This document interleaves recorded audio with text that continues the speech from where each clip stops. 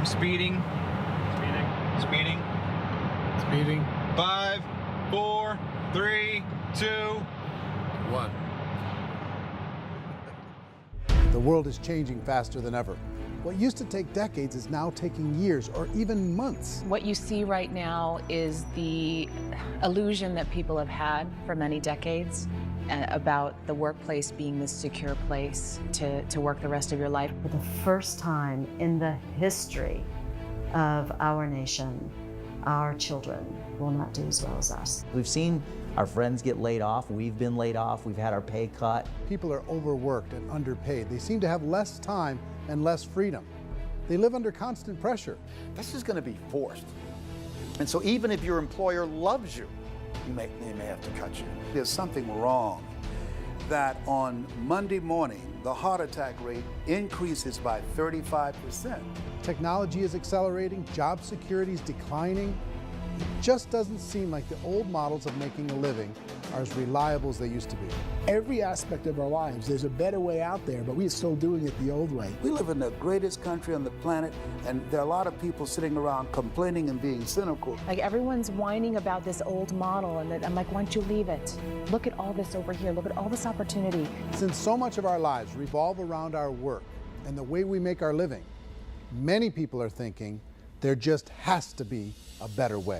The biggest challenge facing our world today is not making money, is what are we going to do with all the displaced, unemployed people? People are afraid that they're going to make the wrong decision. People are afraid of the unknown. People are afraid that maybe I don't have the skills. Hey, sports fans, industrial age is over. It's dead. It's dying.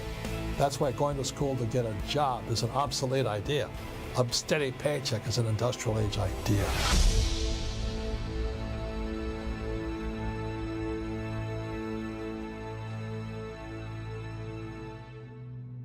It's the search for answers that has brought us here together today. My name is Eric Worre, and for almost 30 years I've been an entrepreneur, struggling at times, but ultimately succeeding. As a best-selling author, speaker, and business owner, I've spent my entire career helping millions of people around the world to become entrepreneurs. And I believe strongly that there is, in fact, a better way when it comes to how we make a living. The career landscape has changed dramatically, and many are still working in a model that is completely out of date. What worked for previous generations isn't working as well for people today. In this film, we're going to explore 3 important questions. First, what's really going on in our working world today? Second, in this new economy, is it better to become an entrepreneur, or is it safer to work for someone else? And third, if a person decides to become an entrepreneur and start their own business, how can they do it without taking on massive risk? To help in this journey, I've brought together some of the greatest experts and thought leaders in the field of entrepreneurship to share the real facts with you. My intention is to give you new information that will allow you to make choices that are not limited by an old, outdated model. Let's start by understanding what's going on in our working world today.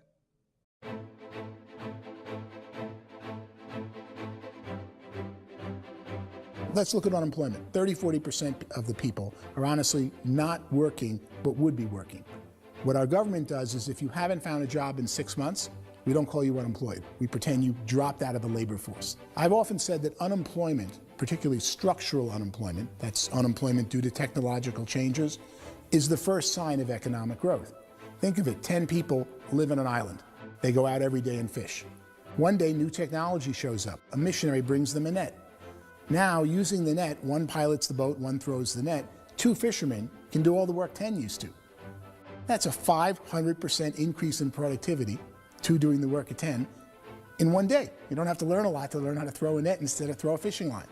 The island's got a big problem, 80% unemployment. But the island still has all the wealth of the fish because the 2 people produce as much fish as 10 did. Now, of course, looking back in history, these changes used to take thousands of years.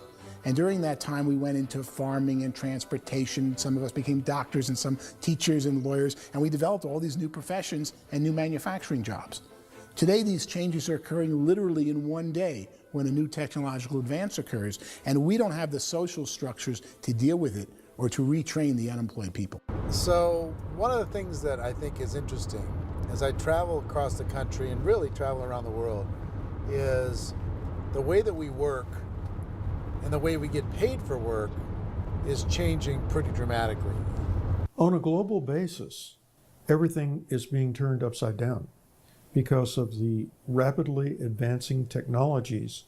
They are eliminating many jobs, and we have been left with many people not prepared for the jobs that exist. A lot of demand in public companies was to squeeze out all the fat and to get just as much margin as we possibly could, and fat equals humans. So this idea of job security in information age is so obsolete, but it's still taught inside our school system, and that's where the problem starts. There's no financial education in school system, and people are still trained to be employees who work for that paycheck. This is a chart on the middle class.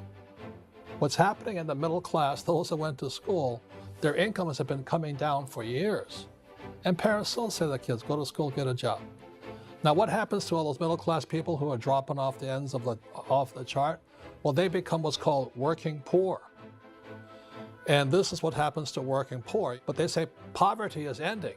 Well, poverty may be ending, but working poverty is going up. And this is food stamp usage. So food stamp usage in America is going through the roof right now, because people cannot earn what they call a living wage. Most people have experienced financial pressures that I think are probably greater than they have been in the past. If you're not working for yourself, then it's going to be a pretty hard road for a lot of people. Today, if you're going to control your future, the 40-40 plan is gone, where you can graduate from college and get a job and work for 40 hours a week for 40 years. That day is gone. So some of these charts actually tell you what's going on. And this is a really interesting one, you know. People are going back to school because if I go back to school, I'll get a nice job. But this is what's happening to, it's called Sallie Mae, which is the student loan guys. Student loan is going through the roof. It's now over $1 trillion, and student loan debt is worse than credit card debt. So when people stopped using credit card, the government got people into student loan debt. And the problem with student loan debt is you can never be forgiven. See, with credit card debt, you can declare bankruptcy and all's forgiven. But student loan debt, you can declare bankruptcy, you still owe it. It's the worst of all debt. But this is the next picture. Look at this chart here. This is what's happening to wages of college graduates. It's going down. So you go to college, you rack up all this debt, but you earn less money. Now, that's not that intelligent.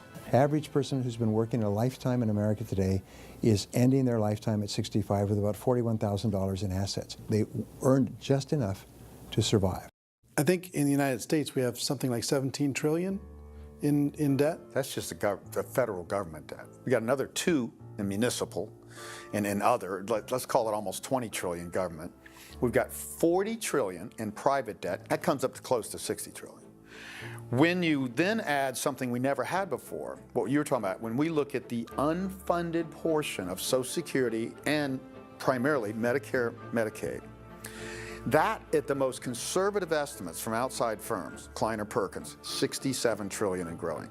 That's more than all our other debt. There's less conservative estimates that say it's 84 trillion or higher. I added up conservatively $127 trillion in total debt. Debt is a financial drug. When you take it to excess, it's like taking a drug. Yeah, it makes you feel better, it enhances your performance, but at a huge cost, eventually it kills you. And so that's what happens. We keep doing more and more debt, and you get less and less results, just like a drug, until the debt gets so high that it crushes the whole system. That's where we're at, 8.2 times GDP. You know who I feel sorry for? I feel sorry for the person who dreads going to work, who is sick to their stomach on Monday morning, who hates their alarm clock, who gets a little glimmer of hope on a Wednesday because it's hump day and says, thank God it's Friday. And they live for those 2 days a week where they get to be themselves and they don't have to be around people they don't like, and they don't have to play the political game in the office, and they don't have to live this half life. The person that works 50 weeks a year just to be able to have the 2 weeks for vacation. And you know what happens to most of them? Nowadays, they don't have a vacation. They have a staycation. They have time off of work, but they don't get to go where they want to go because they're overextended. They've got all this debt. They got all this situation. They hate their alarm clock. They can't sleep until they're done. They have to spend most of their life in traffic. I feel sorry for that group of people because there's a better way. They just don't know it. I see this really interesting attempt at rugged individuality in a 6x8 rectangle. And I feel like you're all the same, except for the little push pins of the pictures. There's different pictures. Yours is named Jenny and his is named Sujara, but it's the same people. And this is how they are, and they're just like the zombies, and there's no joy in there, there's no fun. There's always like the wacky woman who decorates her cubicle, and that's the most she can do there. You got to give her credits, right? The wacky cubicle woman. The basis for their life is worry. I'm worried, you know, maybe I'll get fired. I'm worried maybe my company will go out of business. I'm worried I can't keep spinning the plates on paying the bills. I'm worried about how do I send my kids to college. I'm worried, what if the transmission of my car breaks? That's, you know, 2 or 3, I can't fix it. People live in a sea of worry, and it eats at them. Those signs that people held up during the Depression didn't say looking for gainful employment in a cubicle. It said looking for work. Work is what we're looking for. Job is just a unit of measurement. Work is what we're going after. It's time to look in the mirror and say, it's not the economy, it's my economy. It's my little world of where I am. I need to improve. I'm not going to wait for the economy to come back because, frankly, the economy is doing great in this country.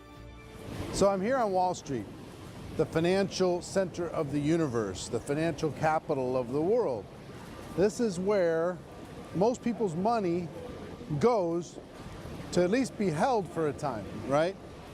With interest rates in banks being effectively zero, and many experts are predicting it's going to stay at zero for the next 10, 20, even 30 years, people feel like they don't have any choice but to put their future into equities, to put their future into the hands of other people on this stock market, and hope that the stock market goes up, hope that the stocks that their advisors pick or that they pick goes up. That's one way to go, I guess. It's my personal belief that if you put your future into the hands of yourself, in other words, you have earning power by yourself, I think you're a better investment than these guys. I think you controlling your future is a better option than handing over your retirement to these guys. The average household income in the United States is approximately $50,000 a year, what they call the middle class. To reach the top 25% of income earners, you'd need to earn at least $90,000 a year. To reach the top 10% would be a household income of $140,000, the top 5%, $190,000, and to be in the top 1%, you'd need a combined household income of at least $380,000 a year. So here's the question. What do you think would give you the best chance to move up and get to the top 10%, the top 5%, the top 1% or beyond? In my opinion, and in the opinion of many, many experts, the answer is to become an entrepreneur, to become your own boss. I think you have to be a business owner. I can't, the only time I ever say to someone it'd be great to be an employee is when they've already told me they've surrendered. I only tell people who are wounded spiritually that they should be an employee. And it's that feeling that you get when you pick up the backpack off the little Cub Scout and say, "Don't worry, little guy, we'll get you back to the camp." You know, it is in no way a kindness when I tell someone they'd be a great employee. The other status symbol really increasingly is lifestyle. I mean, people can own their own business, maybe even work out of their house. That, I tell you, people admire that, like, gosh, I wish I could do that. The spirit of the entrepreneur is to be a risk taker and to be resourceful and unstoppable and to have a vision of yourself beyond where you are and not willing to settle for life as it is. Think about the great entrepreneurs. They're visionary.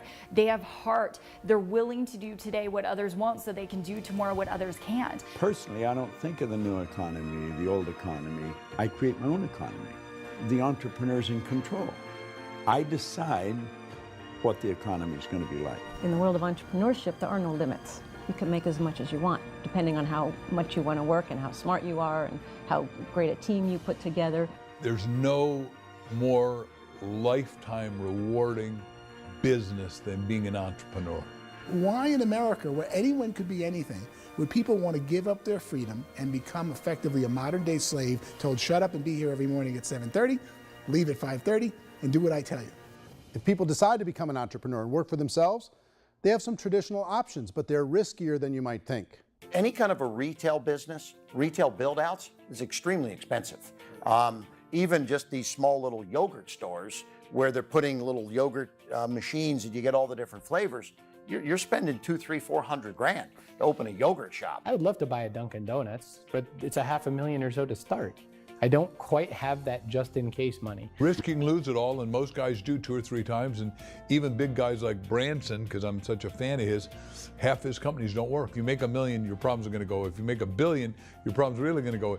Just the opposite. You and I know when you're making $1 million, you got $1 million responsibilities. You make $1 billion, you got 1,000 times $1 million responsibilities. And most people say, I'd love to be my own boss. 70% of Americans would love to be their own boss, according to recent polls.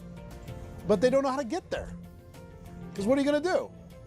One, you could buy an existing business. If somebody's selling an existing business, you have to ask why. Usually because it's probably hard. It's probably not making as much money as they hope. 2, they could buy a franchise. A little less risk, proven system, but it's expensive to be able to do that. 3, they could start something from scratch. And that's where a lot of people feel like, I don't have the chops to do it. I don't have the money. I don't have the product idea. I don't have the expertise. I don't have whatever it's going to take to be able to get there, and I can't risk my family to do it. So, 4th, they could become an investor. A lot of people in this town invest to try and figure out a way, but you got to be pretty smart with that game too, right? Venture capitalists, who are the very best and most sophisticated in investing in new breakthrough businesses, make it on 1 out of 11. That means 10 out of 11 are mediocre or fail. Most of them fail. That's the risk there. An angel investor is lucky to get 1 out of 15 or 20. A business is a team sport. Like, I have to have accountants, I have to have engineers, I have to have system designers, I have to have sales, marketing, I have to have accounting, I have to have mission statements, I have to have legal and all that. The average Joe Schmo, even me, I go out there, I don't have the skills to put a business together. I think the bottom line for the 4 traditional options is they take money, sometimes a lot of it. They take expertise, and they take time. All of that adds up to just too much risk for most people. I bought a business from somebody else and it was a lot of work. And you start wondering, what did I just buy? Because I guess ultimately I own your email list and I just overpaid for it. People that start their own business, they spend a lot of money, they spend a lot of time, a lot of effort to get things started. And the more you invest on the upfront, the harder you typically work at it. Well, I can tell you what the success rate is of a restaurant. What is it? They're crazy enough. About 90% of them fail. About 90%, in how quickly? Year or less. Wow. And if we're talking non-franchise, we're talking franchise, Sure. That's totally different. Yeah. But our students aren't getting franchise restaurants. You got to invest big money. Exactly. And with someone like McDonald's, you've had to work with the company for a long period of time, really know the To even have a business. chance at investing $1 million. Have a chance, and it's a slim chance. What if there was a way that you had all the proven aspects, the comfort aspects, and you could still control your own life? What if there was both? In other words, you didn't have to create everything from scratch. You didn't have to be a super leader. All you had to do, what if there was a proven product already? You didn't have to create the product. And there's a proven system already, proven training already. Everything except an employer. That was the only thing that you didn't have. Do you think more people would be open to working for themselves in that environment?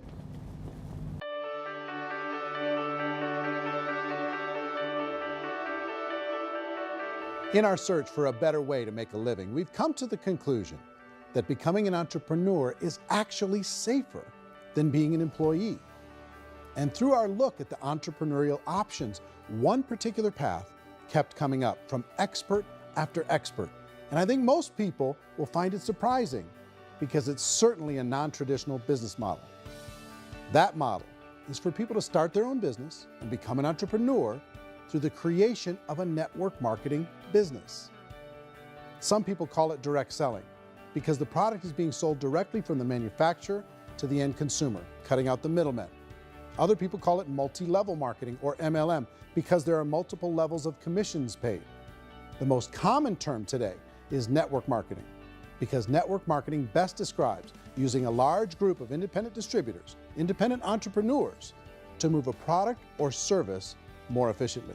So my friend here, Donald Trump, and I, we always write about the network marketing industry. And the reason we support the network marketing industry is because it really is a business school for entrepreneurs. Because most people come out of school looking for a paycheck. Oh, that's terrible. I went to network marketing like that.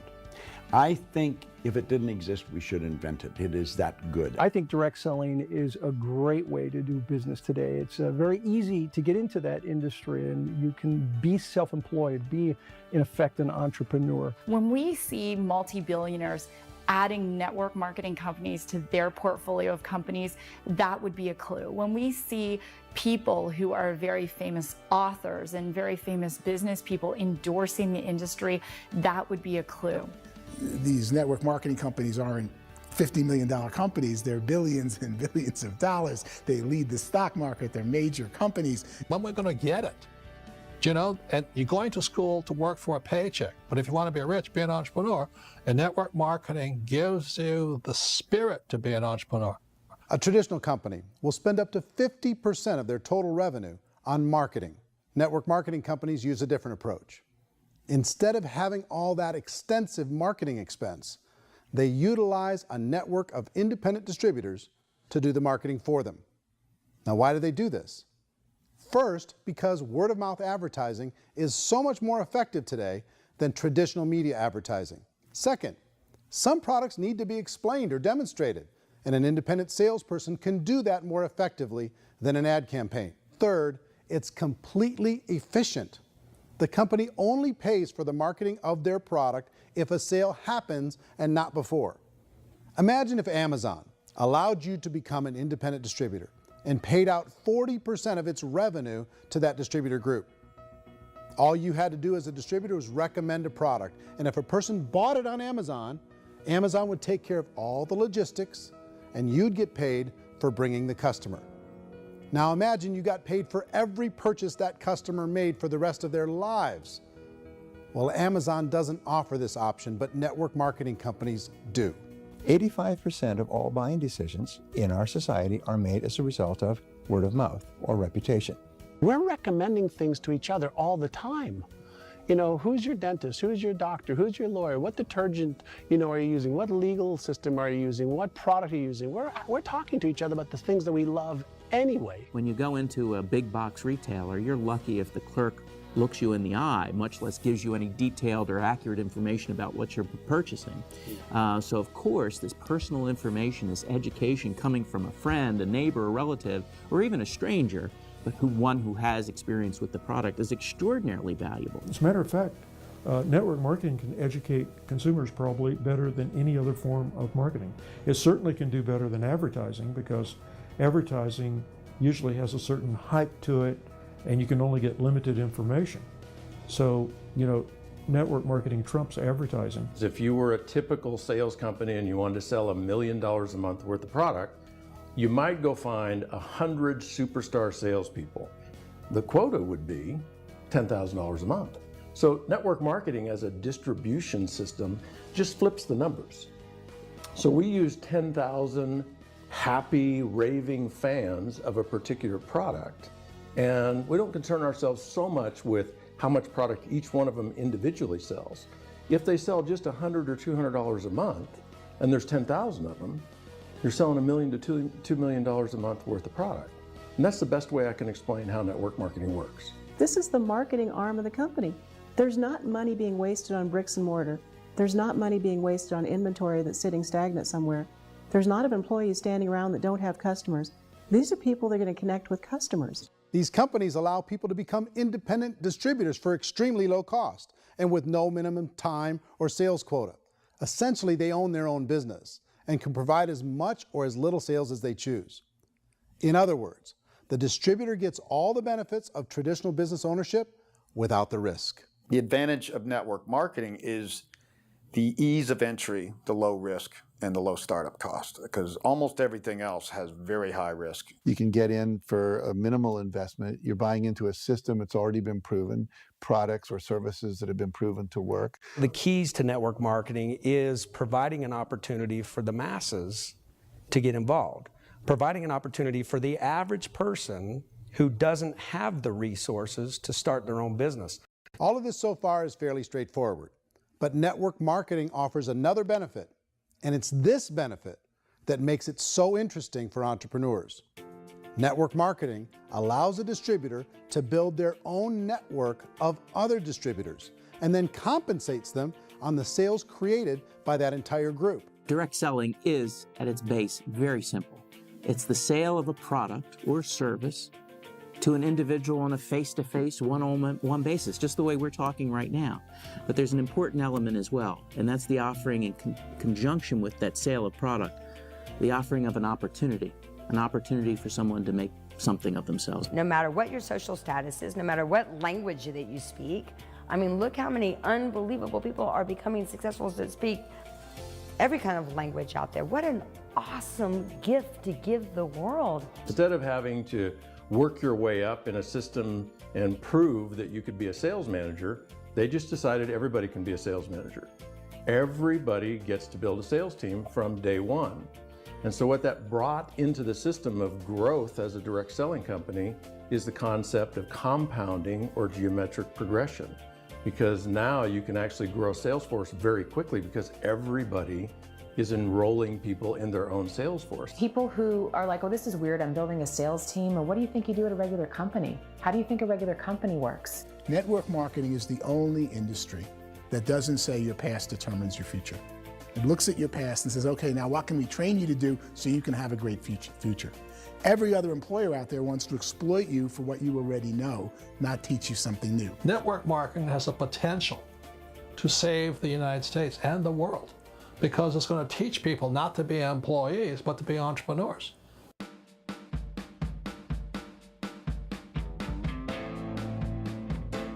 According to the Direct Selling Association, if you add up all the network marketing companies around the world, they combine to do over $178 billion a year in retail sales.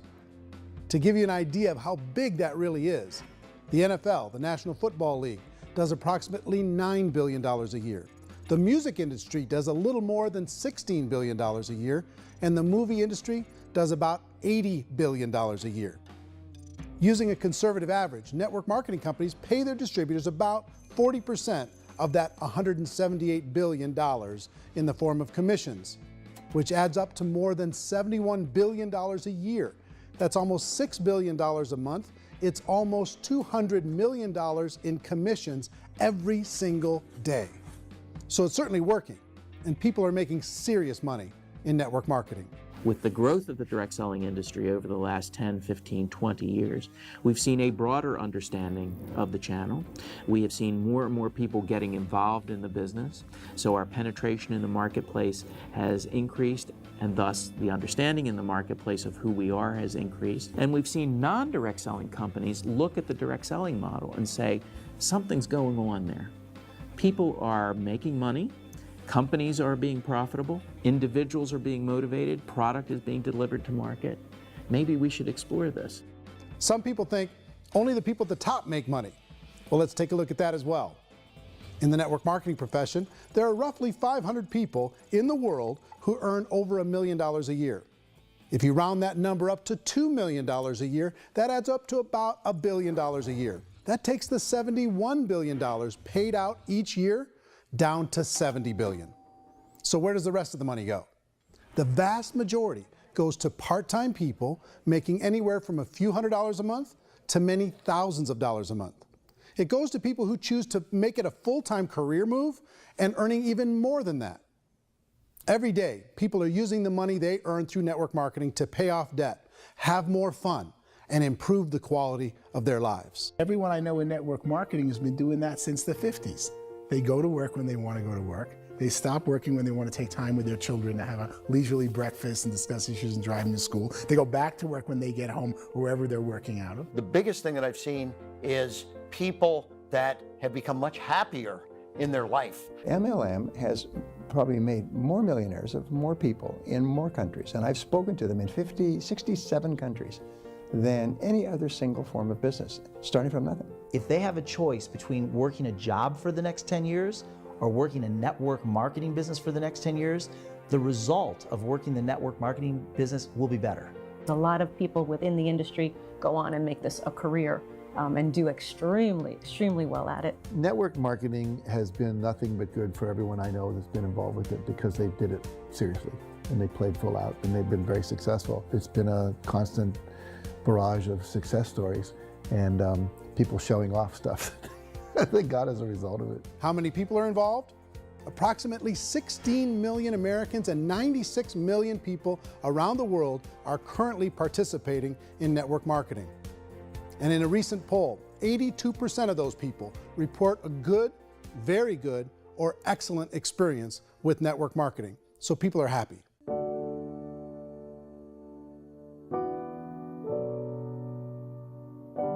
So I've taken a look at the network marketing profession and really tried to understand why so many people are confused as to the validity of this as a business. One is this pyramid shape. People get really messed up with this pyramid. Oh, it's one of those pyramid things. So I just think there are a lot of haters out there who really don't understand the industry and say, oh, it's a get-rich-quick scheme. It's a pyramid.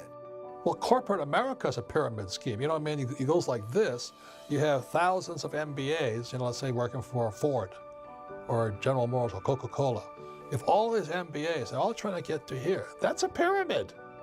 Only one guy's going to make it. Every 10 years, one's going to make it. Whereas you look at network marketing, it's like this. So you're here, and your job is to develop other CEOs coming up behind you. So it's an inverse pyramid. In network marketing, it's a very simple concept. If you sell product, you get paid.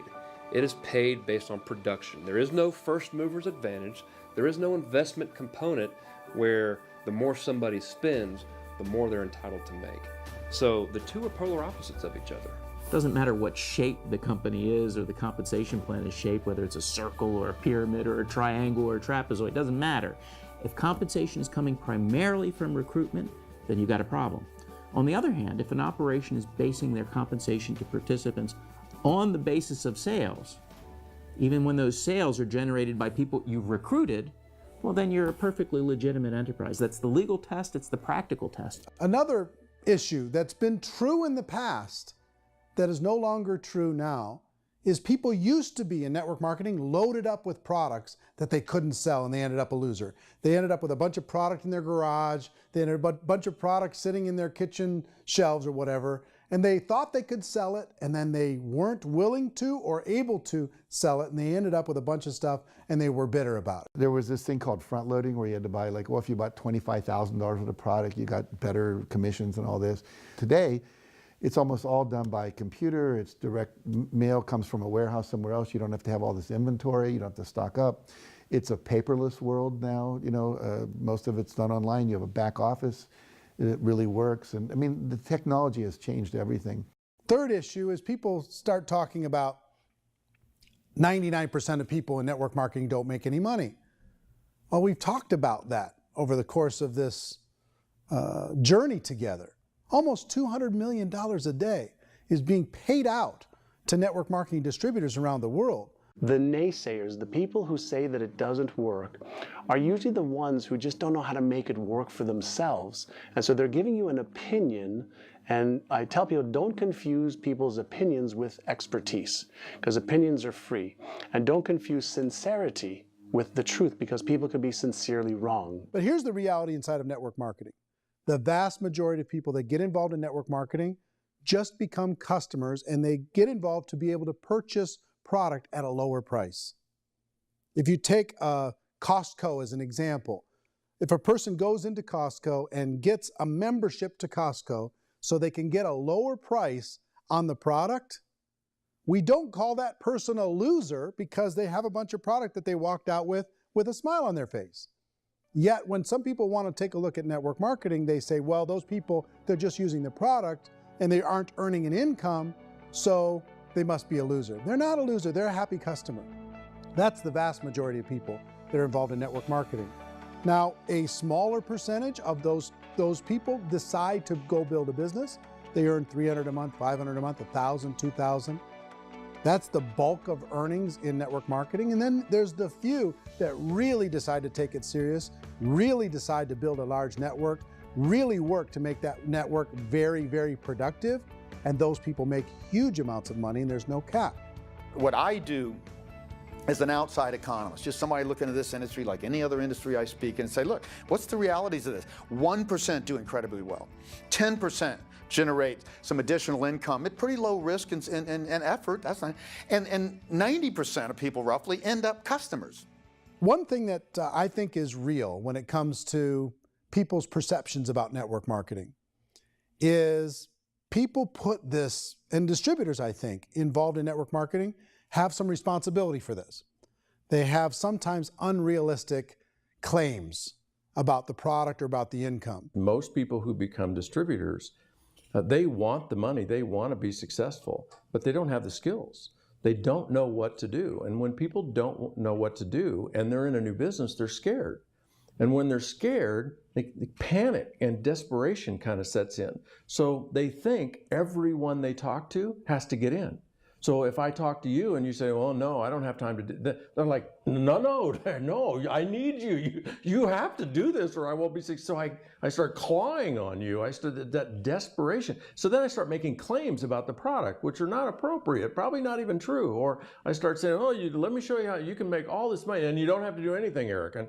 And so you just totally misrepresent the opportunity, and you're clingy with people because you think you need everybody to be successful, and you don't. You know, one of the messages that I try to deliver most forcefully to companies as well as salespeople in direct selling is that you don't have to overpromise. The reality is in network marketing, there's a lot of hard work involved. There's a lot of effort. You're going to have to develop yourself. It's a business like anything else. It's going to take some time, but in my opinion, it's better.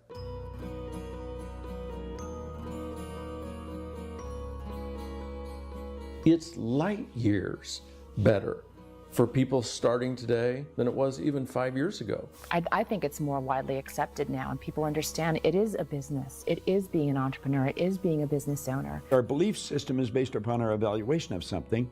And frequently, if we reevaluate a situation, our belief about that situation will change. The industry has changed and it's grown up. It's totally transformed. You've got young people today that have grown up with social media, and they understand networks. They understand how people are connected through technology, and they understand how money flows through those networks. So when they see network marketing, they don't see it the way their parents saw it. And we've all learned, the larger industry that you represent, has all learned from those mistakes and flaws and errors that have happened early on. Early algorithms didn't work the right way. That's all fixed. It's like when they design a computer program, they design the program, then they run it, and then they go back through and they debug it. The MLM industry has been debugged. This is the day of being virtual, being able to run a business from your mobile phone. I mean, it's incredible. Companies are getting smarter. They're implementing more consumer protections. They're implementing more compliance training. They're doing more with respect to product research. If you do get involved and you make purchases of inventory, even on a voluntary basis, if you decide that this business is not for you, you can leave and have that inventory repurchased by the company. There's no other business that offers that kind of protection on a voluntary, self-regulatory basis.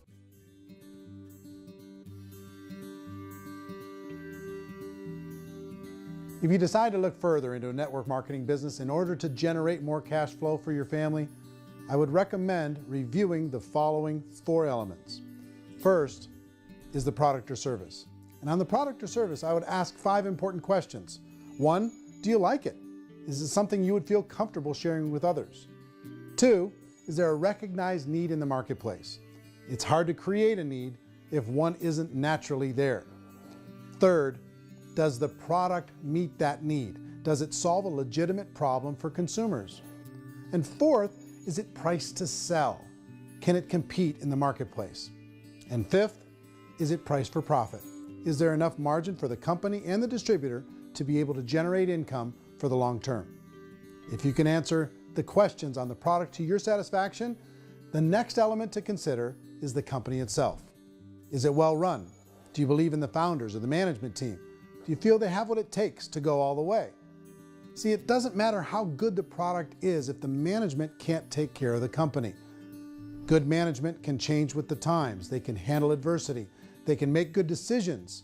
Make sure you choose a company that can serve you for a long time. The third element to consider is the compensation plan.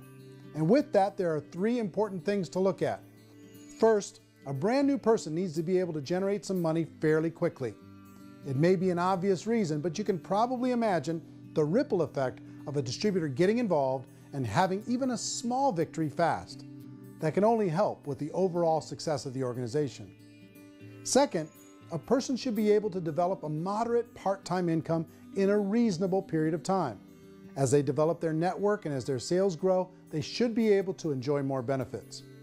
And third, for the people who are really serious, for those who decide to really go pro in the network marketing profession, there should be the possibility to make a serious full-time income if they work hard and are committed to developing their skills. If you're comfortable with the product, the company, and the compensation plan, the last thing you should look at is the support that will be made available to you. Does the company have a website? Does it have a solid online reporting tool? Do they have comprehensive training available? Do they host events to help you build your business? If you decide to do this, what kind of a support system can you plug into? Choosing a network marketing company is a personal decision. But evaluating the four elements of product, company, compensation plan, and support is a great place to start. Is the company promising that you're going to get rich quick or that you can make a lot of money without a lot of effort? That's a red flag. Is there a product that you really believe in that you think can be sold?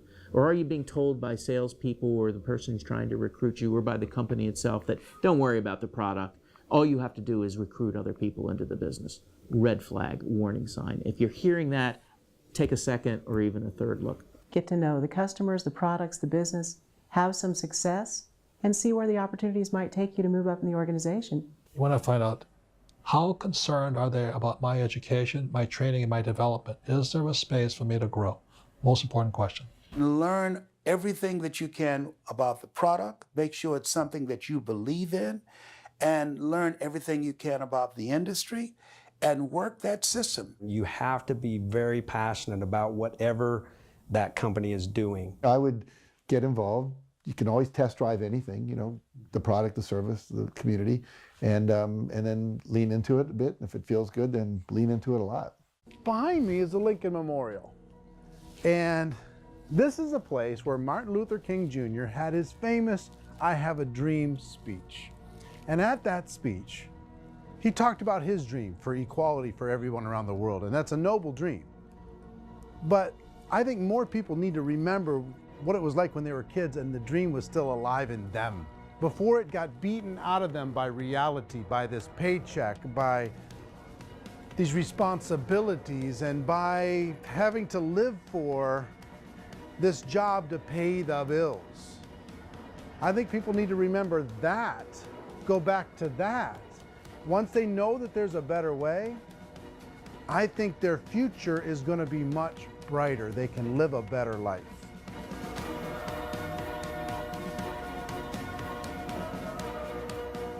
So if you're considering getting involved in a network marketing company, let me offer you just a few pieces of advice.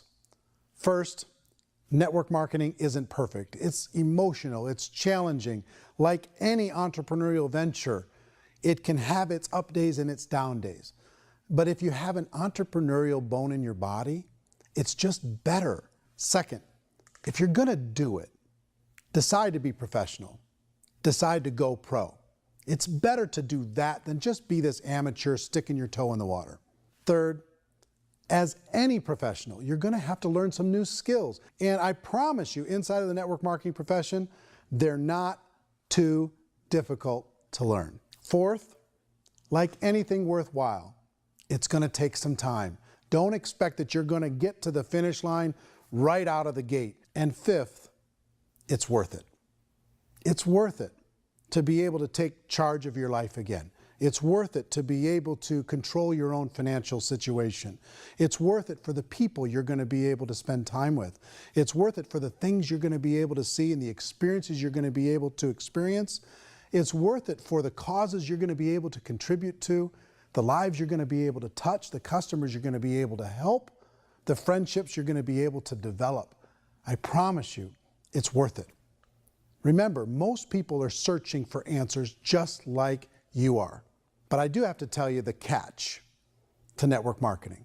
If there is a catch, if you want to understand this from an emotional point of view, people say, well, it sounds too good to be true. It's not, it's hard work. But here's the catch. Most people still don't understand it.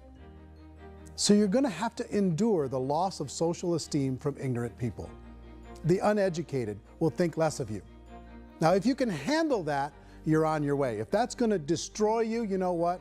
Entrepreneurship in general probably isn't in your future. If you can face that catch, you can become unstoppable. I want everyone to really contemplate this if they're not in network marketing. You're in a job, you probably have a mortgage, you have rent, you have debt, whatever's going on. You're in a prison. You work just hard enough to keep them from firing you, and they pay you just enough to keep you from quitting. Come on! I've been there, done that, and bought that t-shirt. In network marketing, if you run into failure, it's really just a homework lesson for yourself. There's no one to blame. You really have no excuse not to be successful. You just don't. People don't want to hear that, but there's so much available to you. If you want to be a good network marketer, be a student to the people above you, be a fellow traveler to the people on the same level, and be a teacher to those below, and know when it's appropriate to do which. People who are not afraid of asking people to buy things, or not afraid of persuading people with a chance they may say no, these people own the future. Nothing happens until something moves. So you got to go move, you got to go do something, or nothing's going to change in your life. In the beginning, you're going to do a lot of things that you don't get paid for. But as you go down the road, you get paid for a lot of things that you don't do. And your job is rehabilitate the spirit, the entrepreneur spirit in all of us. Get it back. Either give it a strong yes or a strong no, but no wishy-washy, dilly-dally stuff in the middle. There's dreams and there are nightmares, but I believe that the biggest nightmare of all is when you don't pursue your dream. You're going to see some monumental growth in this profession. It's an exciting, exciting time to be involved with the network marketing profession. The next 10 years, I see just exponential growth. When that tipping point comes, it's not a matter of asking somebody, have you ever heard about network marketing? You're really asking them, which company are you building your wealth in? We are here to fix the world, to improve relationships with other people, to improve other lives. And the real reward comes as an entrepreneur in any level from teaching somebody something and watching them soar. There is no greater reward.